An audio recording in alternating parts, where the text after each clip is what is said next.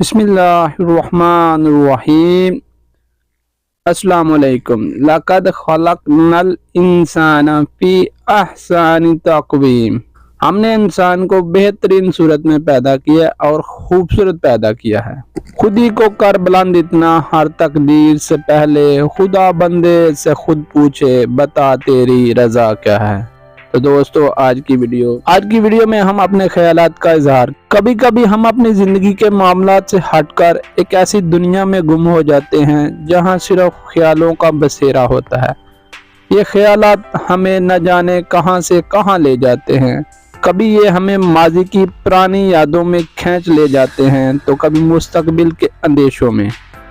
جب ہم ماضی کی یادوں میں ڈوبتے ہیں تو ان دنوں کی خوبصورتی اور تلخیاں ہمیں گھیر لیتی ہیں۔ ماضی کی حسین یادیں دل کو خوش کرتی ہیں۔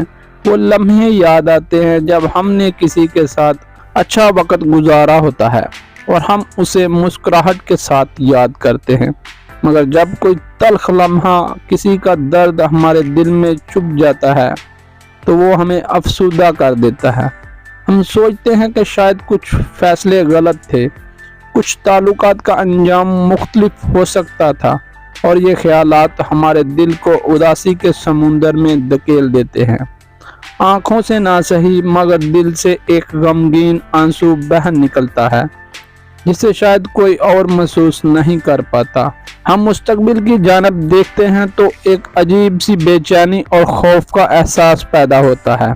اپنی زندگی کے ہر آنے والے دن کی فکر، اپنے پیاروں کا ساتھ اور وہ لوگ جو ہمیں چھوڑ چکے ہیں، ان سب کی یادیں ہمارے دل کو باری کر دیتی ہیں۔